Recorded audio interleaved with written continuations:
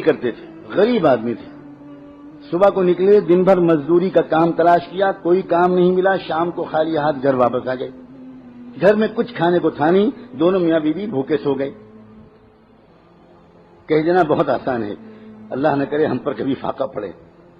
فاقہ، آدمی کو چائے نہیں ملتی تو دماغ خراب ہو جاتا ہے.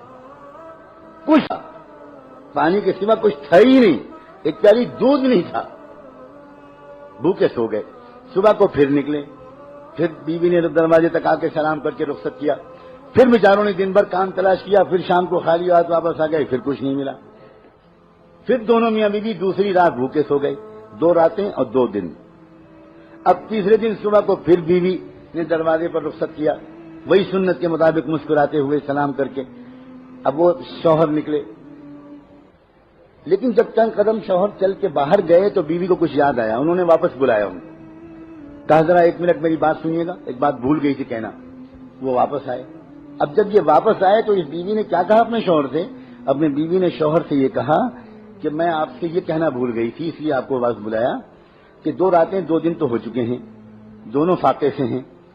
میری محبت کی وجہ سے آج اگر آپ کو کوئی کام نہ ملے تو کہیں میری محبت کی وجہ سے آپ کوئی حرام لقمہ لے کر مت آئیے گا. تیسری رات ہم پھر خالی بھوکے سو لیں گے، مگر حرام لقمہ لے کر مت آئیے. مجھے بتاؤ، یہاں تھوڑے سے مرد بیٹھے ہیں، جس مرد کو ایسی باہمت اور وفا شعار اور ساتھ دینے والی ایسی بیوی مل جائے گی، وہ مرد دنیا کا بادشاہ اپنے کو محسوس کرے گا کہ نہیں کرے گا؟ وہ پہاڑوں سے ٹکرا جائے گا صرف اسی ایک وفادار عورت کی محبت کے سہارے.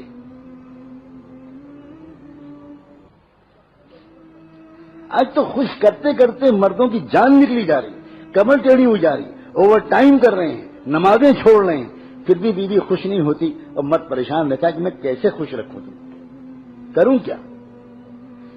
گھر کے اندر کے سکون کا سرچشمہ وہ عورتیں ہوا کرتی تھی جو یہ کہتی تھی کہ آپ کی صحت مجھے عزیز ہے، آپ زیادہ محنت مت کیجیے، میں چٹائی پر سو لوں گی، پنکھا جھل جھل کے اپنی گرمی کو برداشت کر لوں گی، مگر خدا کے لیے اپنی صحت مت خراب کیجیے. جب بیوی شوہر سے یہ کہے گی کہ آپ اپنی صحت کا خیال رکھیے، اتنا زیادہ مت کمائیے کہ آپ کی صحت خراب ہونے لگے، اتنا ٹینشن مت لیجیے، سادہ سے زندگی گزارنے میں بڑا مزہ ہے، ذرا بچوں کے پاس بیٹھیے، وقت دیجیے بچوں کو. آپ صبح سے نکلتے ہیں، رات میں آتے ہیں، 2 سال 3 سال دوسرے ملک میں رہتے ہیں، یہ کوئی زندگی نہیں ہے. میں اس طرح کی زندگی گزارنا نہیں چاہتی. جو عورت اس طرح کی بات اپنے شوہر سے کہے گی، آپ بتاؤ اس گھر میں سکون کی جنت ہوگی کہ نہیں؟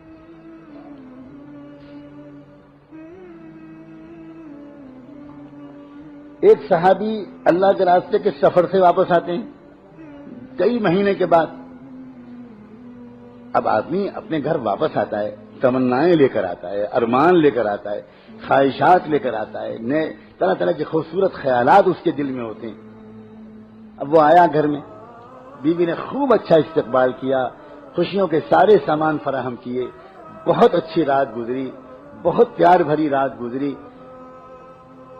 ایک بچہ تھا، شوہر دیکھ رہا ہے کہ بچہ کہیں نظر نہیں آ رہا، تو تھوڑی دیر کے بعد وہ پوچھتا ہے بیوی سے کہ بیٹا کہاں ہے؟ تو بیوی کہتی ہے کہ وہ بہت آرام سے، بہت سکون سے، مطمئن، کچھ نہیں بتاتی، بھنک نہیں لگنے دیتی. جب رات پوری گزر جاتی ہے پیار بھری، صبح کو بیوی اپنے شوہر سے ایک بات پوچھتی ہے، ایک مسئلہ بتائیے، آپ کے پاس کوئی امانت کسی نے رکھائی ہو اور وہ امانت واپس مانگے تو آپ بتائیے کیا کرنا چاہیے؟ تو وہ کہنے لگی یہ کوئی مسئلہ پوچھنے کا ہے، امانت تو ہوتی ہے اس لیے کہ واپس کرنی چاہیے، فوراً واپس کرنا چاہیے، اور واپس مانگنے پر کوئی برا نہیں ماننا چاہیے. تو کہنے لگی بس یہی قصہ ہے، اللہ نے مجھ کو اور آپ کو جو بیٹا دیا تھا امانت کے طور پر، وہ آپ سفر پر تھے، اس کا انتقال ہو گیا، اللہ نے وہ امانت واپس لے لی. میں رات آپ کو بتا دیتی میرے سرتاج، تو آپ کی رات خوشیوں بھری نہ گزرتی. میرے دل سے پوچھیے کہ میں نے کتنا اپنے دل پر پتھر رکھا، ایک ماں ہوں میں، اور آپ آئے تو اس بچے کی یاد نئے سرے سے تازہ ہوئی ہوگی. اب سوچئے، لپٹ کے روتی، شکوے کرتی، شکوے نہ بھی کرتی تو غم کا تو اظہار کرتی، لیکن پوری رات گزر گئی اور بھنک نہیں لگنے دی. صبح کو ہوا، صحابی سناٹے میں آ گئے، حیرت میں رہ گیا کہ یہ بیوی ہے، یہ کیا نعمت ہے، یہ ہے کون؟ کیا میرا نصیب ہے کہ مجھ کو ایسی بیوی مل گئی؟ جب وہ صحابہ خوش ہوتے تھے تو بھاگ کر کس کو خوشخبری سناتے تھے؟ اپنے محبوب محمد مصطفیٰ. پریشان ہوتے تھے تو جا کر کس سے رونا روتے تھے؟ محمد مصطفیٰ صلی اللہ علیہ وسلم. وہ چہرہ ہی ان کا ایسا تھا کہ ان کو دیکھ کر سارے غم بھول جائیں. اور خوشخبری بھی سب سے پہلے انہی کی خدمت میں، اس لیے کہ وہ جانتے تھے جو مل رہا ہے انہی کے قدموں اور دعاؤں کے طفیل مل رہا ہے. بھاگے بھاگے گئے حضور کو جا کر یہ خبر سنائی اور یہ بتایا کہ آج یہ رات یہ واقعہ پیش آیا، میں اللہ کے راستے میں گیا ہوا تھا، لمبا سفر تھا، واپس آیا، خوشیوں بھری رات گزری. بیٹے کو پوچھا، یہ جواب ملا. صبح کو اس نے بتایا کہ بیٹے کا انتقال ہو چکا ہے. اللہ کے رسول صلی اللہ علیہ وآلہ وسلم تھوڑی دیر عجیب کیفیت میں آئے اور اس کے بعد کہنے لگے، جنت میں تم دونوں کو اپنے ساتھ ٹہلتا ہوا میں اللہ کے یہاں دیکھ رہا ہوں.